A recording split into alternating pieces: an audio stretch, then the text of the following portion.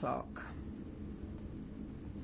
I will now move to the debates as set out in today's agenda.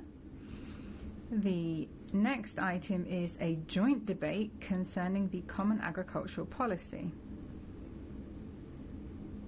We have the YAR report on the Common Agricultural Policy, support for strategic plans to be drawn up by Member States and financed by the EAGF and the EAFRD. We also have the Muller report on financing management and monitoring.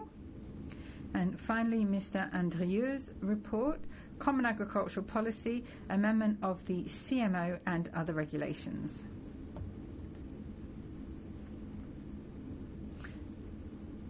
This is a joint debate on these reports. I should like to inform members that there will be no catch the eye procedure or blue cards. These are the modifications that have been made to our rules of procedure.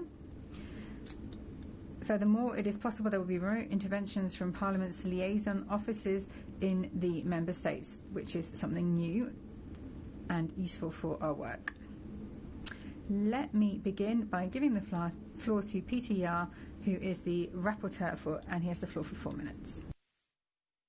Ja, guten Morgen, Herr Präsident. Good morning, President. Good morning, ladies and gentlemen. The right time for compromise and there's also the right time for decision. Richtig, über die Reform wurde lange diskutiert. We spent a long time discussing the reform, Phil Hogan's reform 2018. For the information of our younger colleagues, I was Commissioner for Agriculture at the time.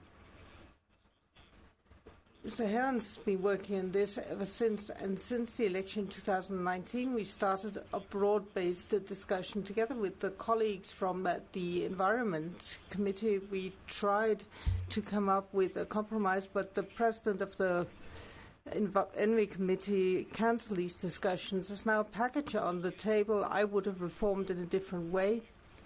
And the colleague Häusling, all the other rapporteurs feel exactly the same. We all had our own ideas.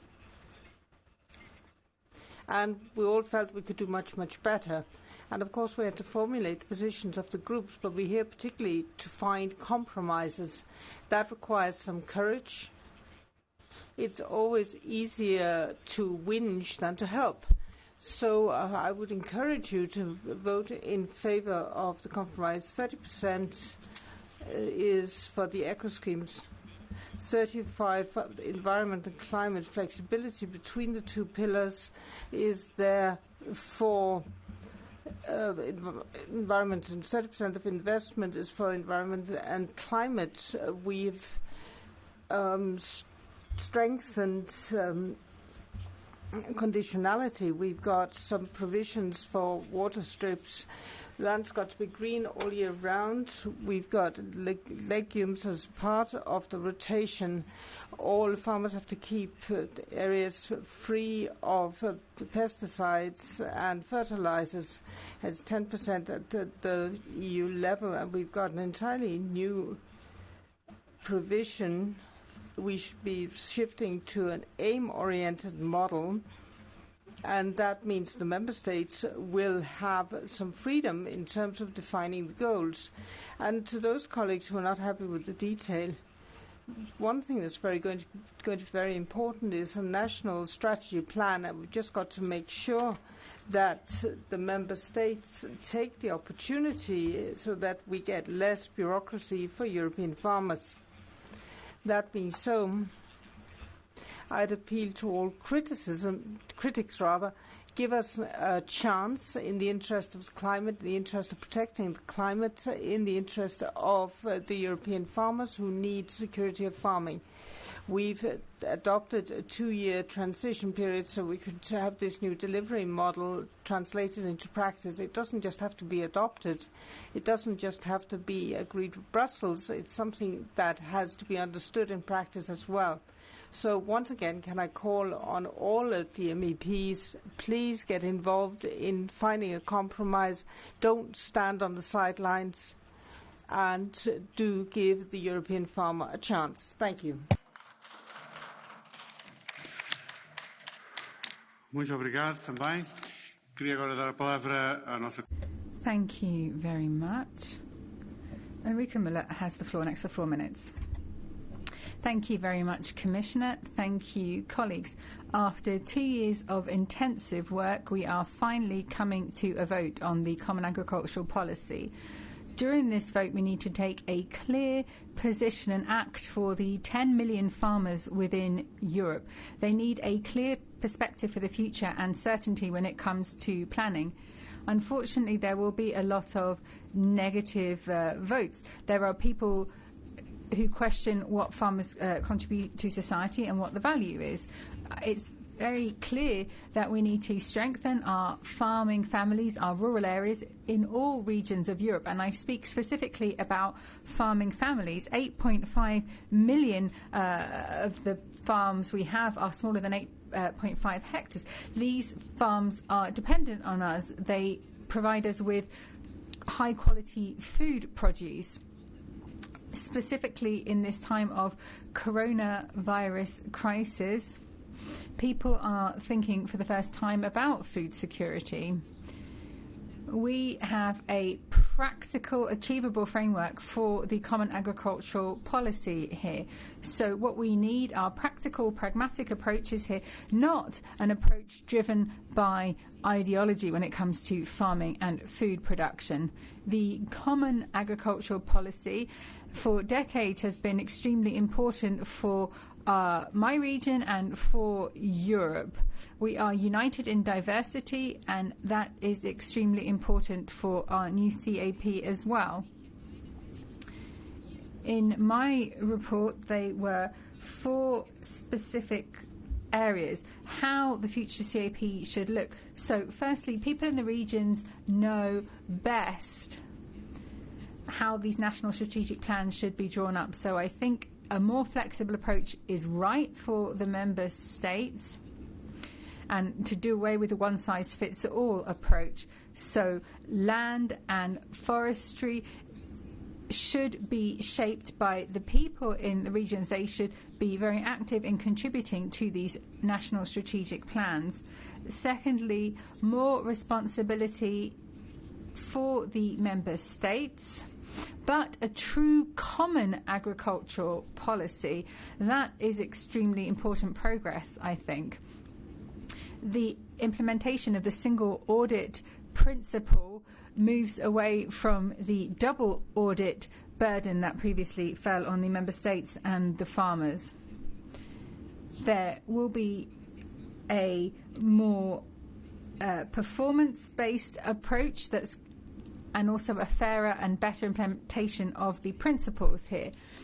Our farmers are the ones producing food. They're also protecting biodiversity, soil health, tackling climate change.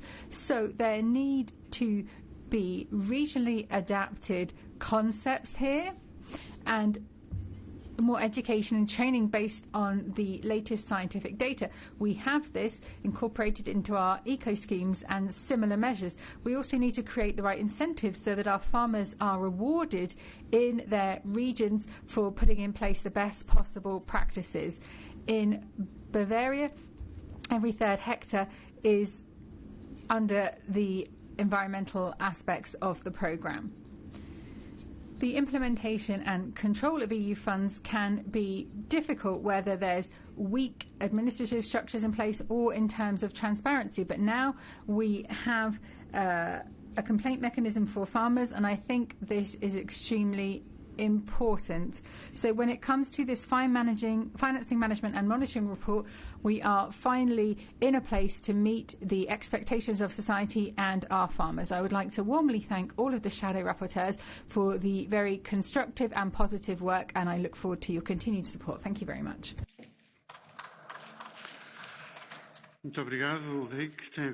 Thank you very much, Ulrike. And now give the floor to the rapporteur, Eric Andrieu, 6 minutes.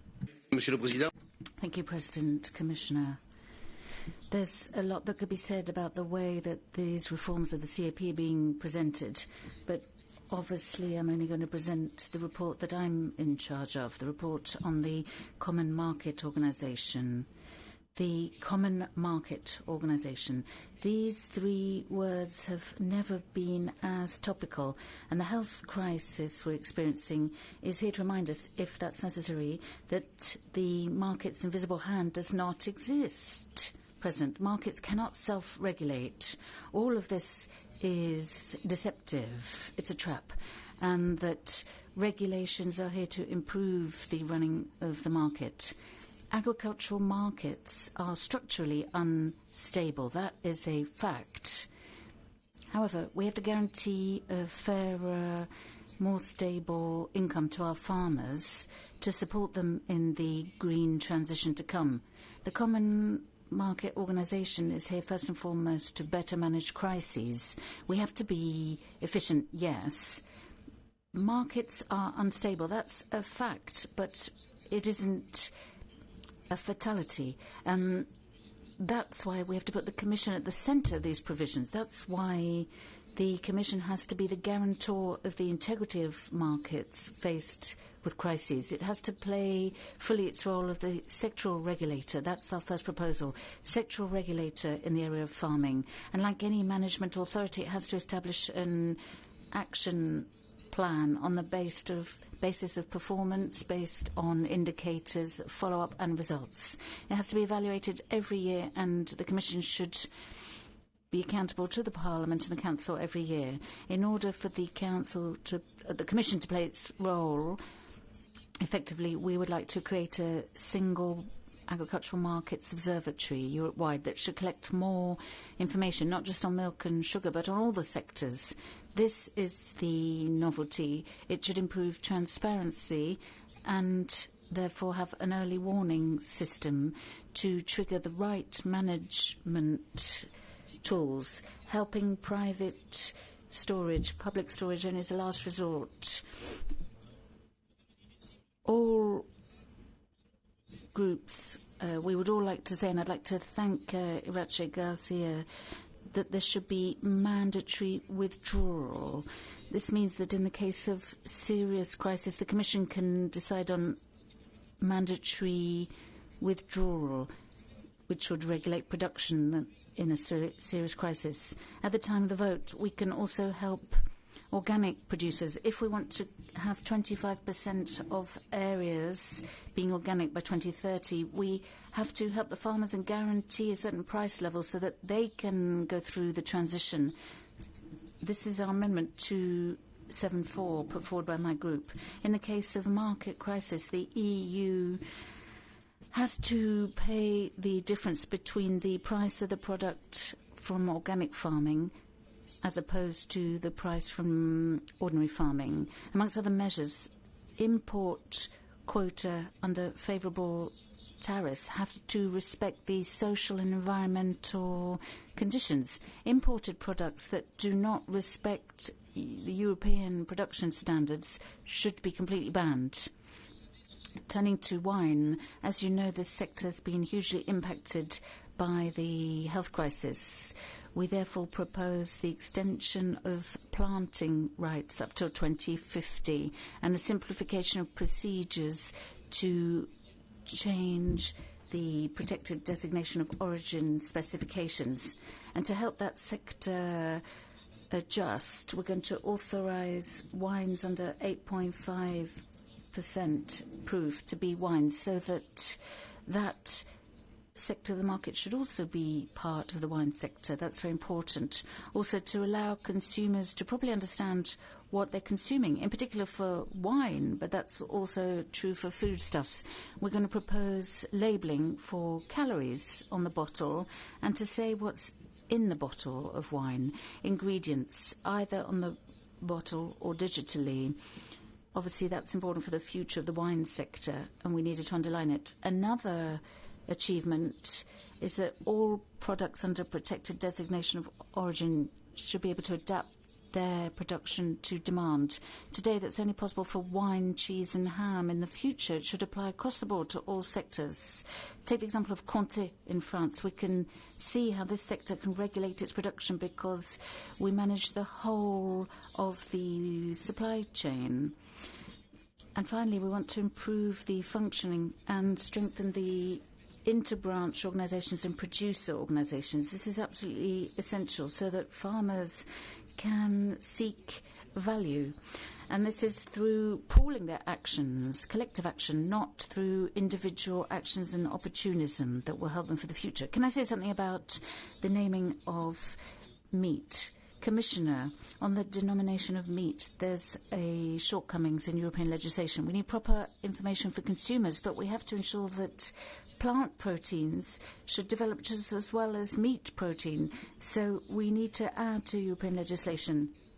This is the aim of Amendment 275 in our group. It's very important to have fairness and equality between plant-based protein and animal protein. Before concluding, President and Commissioner, I'd like to thank all shadows, all the teams who've participated in the work and have allowed us to do excellent work with this report, which I think will give future economic prospects to European agriculture. Thank you very much. Muito obrigado. Thank you very much. I'll now give the floor to Christophe Hansen. 1 minute. Merci, Monsieur le Président. La pandémie actuelle.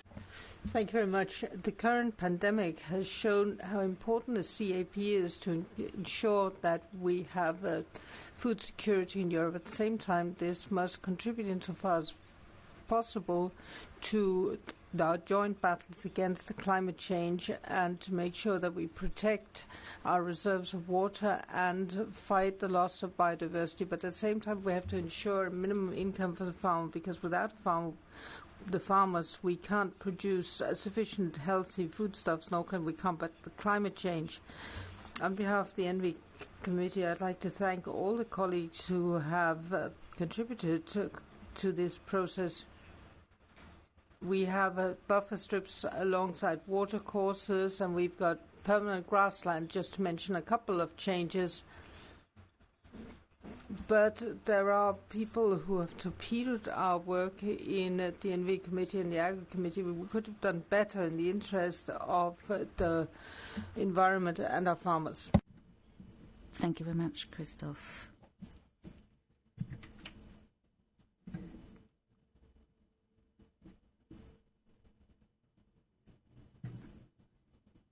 And now give the floor to Commissioner Mr. Wojciechowski. Go ahead, please. Thank you. It's okay. Thank you very much, Mr. President, dear honourable members of the European Parliament. I'd like to thank the rapporteurs, Mr. Jahr, Madam Miller, Mr. Andrieu, for their hard work during the last months to fight together with the shadow rapporteurs, with political groups, to find compromise for the three CAP legislative proposals. We are at the crucial moment in the process towards the new common agricultural policy. Both Council negotiating at this very moment in Luxembourg their general approach, and the European Parliament here in Brussels are finalising their respective mandates and preparing to enter the decisive stage of trialogues. Our farmers, and this is important for our farmers and our farming community, to have clarity on the legal framework for the years to come. We need a strong common agricultural policy to ensure that European agriculture can continue to provide economic, environmental and social benefits to our farmers and citizens in the future. This includes the delivery of stronger environmental and climate ambitions as set out in the Green Deal and the Farm to Fork strategy. I welcome that many of honourable members share this basic orientation for the future common agricultural policy. However, I took note that some amendments do not share our ambition for a greener and fairer CAP. Let me briefly turn now to the individual proposals to mention a few key points. About the strategic plan regulation. If we want to achieve the objectives of the European Green Deal, it is essential that the key elements of its green architecture are maintained or further strengthened in the future CAP. This is especially essential if we want the CAP to contribute in a credible manner with 40% of its spending to 30% overall climate objective of the EU budget. Let me now highlight the main building blocks of our green architecture and where we stand in this respect. About the conditionality, the foundation of the future environmental ambition comes from the proposed enhanced conditionality, including the good agricultural and environment conditions applicable to all farmers as a condition to receive full direct payment. Strong GAEC are essential to reach the climate and environmental goals established by the European Green Deal. This is particularly true for GAEC 9, which is key to the success of the biodiversity strategy. The proposal to reduce the scope of this GAEC to arable land only will not be sufficient to reach our targets. While I agree that the problem may be more acute on arable land, such an approach is counterproductive in halting the loss of biodiversity because other types of agricultural land should also contribute to the biodiversity targets. Allowing farmers to fulfil their obligation for biodiversity by simply not spraying pesticides and fertilizer on 5% of their arable land, regardless of the crops, would be a step backwards comparing to the current situation. This way would not contribute to our biodiversity strategy. About the eco-schemes then. Eco-schemes are key and they are to make the difference and incentivize farmers to maintain and adopt practices necessary for the green transition. The Commission strongly supports an ambitious and credible ring fencing for eco-schemes and welcomes the amendment in this respect. The Commission is at the same time fully aware of the risk that some of the funding could be left unspent if farmers do not sign up sufficiently to these measures, especially during the first years. We share the concerns and are ready to contribute to find solutions that could explore, for example, making ring fencing in Pillar 1 more flexible and taking on board higher efforts made under Pillar 2 on the environmental objectives. Any flexibility must be compatible with the high environmental and climate ambition and the 40% spending target to which I referred before. In that sense, when deciding about eco-schemes, let's keep in mind that it is not only about ambitious budget allocations. The quality of eco-schemes is equally essential to delivering our environmental and climate ambition. During my recent exchange with a member of the Committee of Agriculture, we discussed a non-exhaustive list of examples of possible eco-schemes. We are ready to continue to work with the co-legislator in this area, while acknowledging that Member States should be able to design eco-schemes best adapted to their specific needs and circumstances. Another layer in our environmental ambition concerns the ring fencing of 30% of the Rural Development Fund's budget for agro-environmental measures. We now see attempts to include payments to areas with natural constraints, with limited environmental contribution, as shown by recent evaluations into this ring fencing. This is not credible. The European Court of Auditors rightly criticised this. We are aware this will be backlisting compared to the current situation where at EU level we are spending 35% on environment and climate under Rural Development Fund without ANC payments. Should they finally propose a ring fencing of 35%, including 40% of ANC payments, it would mean a step backwards compared to nowadays. We have to be serious about the new environmental ambition of the CAP, and therefore we are determined to count under the ring fencing only payments for farmers or other beneficiaries that do more for the environment than just respecting baseline obligations. This is not the case of ANC payment. Please allow me the last comment concerning the strategic plan regulation and the performance review. To ensure the CAP will deliver on its core objectives and the Green Deal objectives, we need the right performance indicators and a regular review. In order to have a credible mechanism to defend publicly the added value of the CAP, the Commission needs the means to adequately monitor and, if necessary, take action towards those member states lagging behind. Ideally, we need a yearly review covering all results indicators, including in the CAP plan.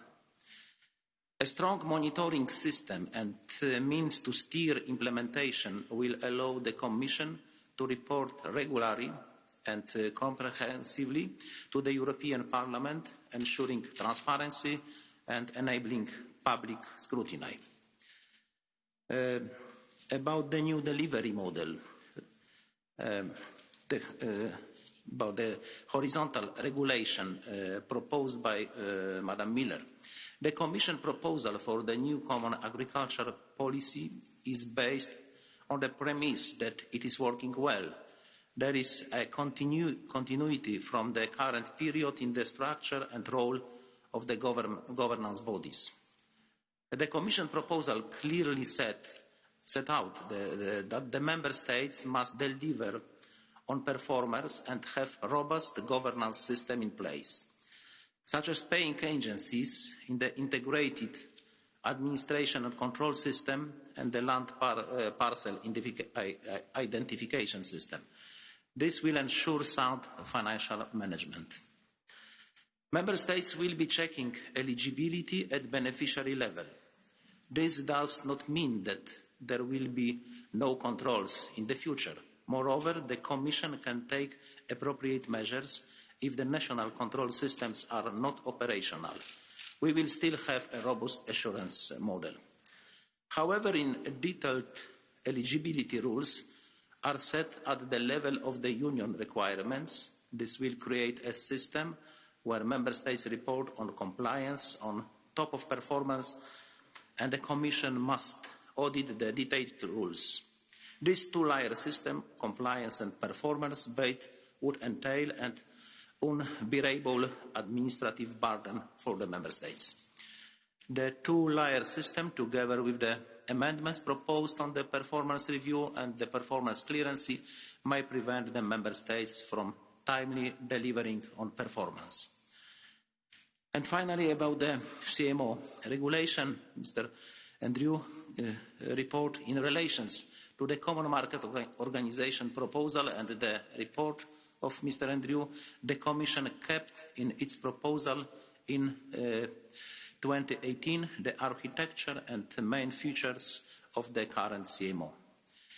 It is my firm conviction that we should avoid reverting to the old CAP with permanent intervention in markets, with automatic triggers of crisis measures that would blow market signals and would annihilate the market orientation given to the policy since the 90s. Market intervention instruments have been successfully triggered in a flexible and timely manner over the past years, together with the possibility for the Commission to adopt exceptional measures whenever needed. Introducing new compulsory procedural steps would weaken and slow down the ability of the European Union to answer possible agricultural market crises. Exceptional measures should respect the same principles of market orientation, avoiding the reintroduction of production quotas. In relation to the wine package, we are open to discuss some of the amendments, by the duration of our current wine planting authorizations scheme introduced in 2016 should not be changed, as it's premature to extract any conclusions today. The regime is due to be reassessed in 2023. Panie Przewodniczący, Szanowni Państwo, jeszcze raz dziękuję. President, ladies and gentlemen, thank you once again for your work, for such constructive approach. I am deeply convinced that we are working on a reform that will make European agriculture more friendly towards the environment, the climate, welfare of the animals. This reform will also make European agriculture more resistant to future crises. This reform will also strengthen economic security and financial security of our farmers and food security for our citizens today and in the future. Thank you very much.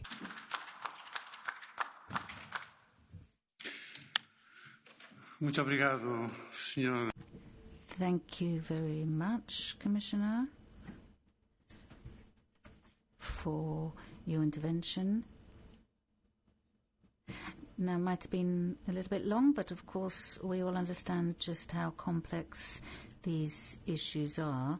And now I'll give the floor to the Chair of Regional Development Committee, Frank Bogovic. Thank you very much for the floor. Honourable rapporteurs, I would like to sincerely thank all three of you for the work that you have put into this during the last 2 years. Honourable members, our responsibility is to adopt CAP reform that will enable our farmers to produce healthy food, quality food that will be also accessible to our citizens. And farmers need to get a decent payment for this and a fair position in the distribution chain. We have to support young, small farms and young farmers.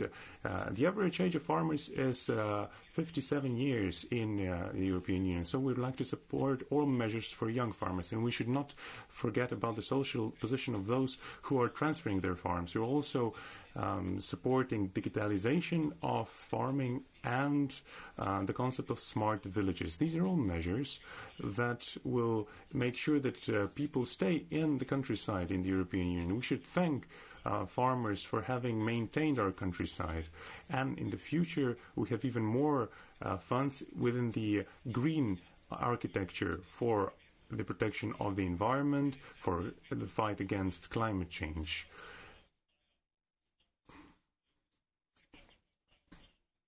The basic function of farming is and remains the production of food, and we also need to make sure that they get a decent salary for this. So we have to make direct payments available so they have enough resources to support themselves. Thank you.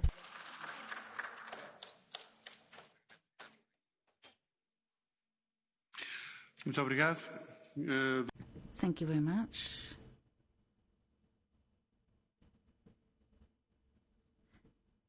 And now, Yunus Omaji for 1 minute. Monsieur le Président, merci. Thank you very much, President. We have made cohesion and the environment the key aspects of our economic recovery, the Green Deal, our new budgetary framework, and we need to ensure that our objectives are coherent in our community goals, and that is what we want to see from the CAP as well.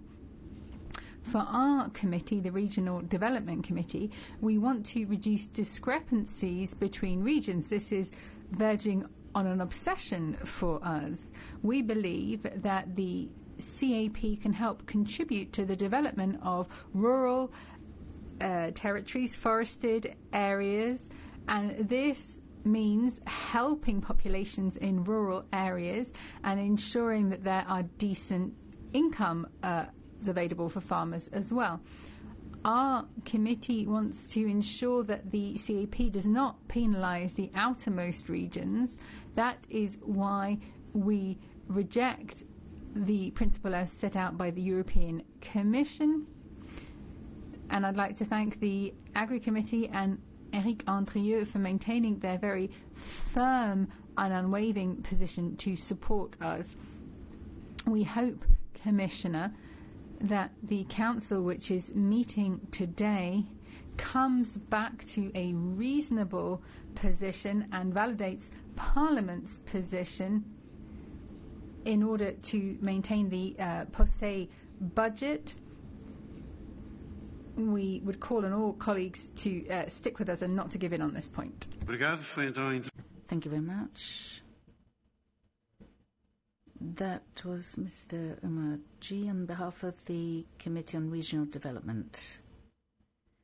And now we're supposed to hear from Christine Schneider. I think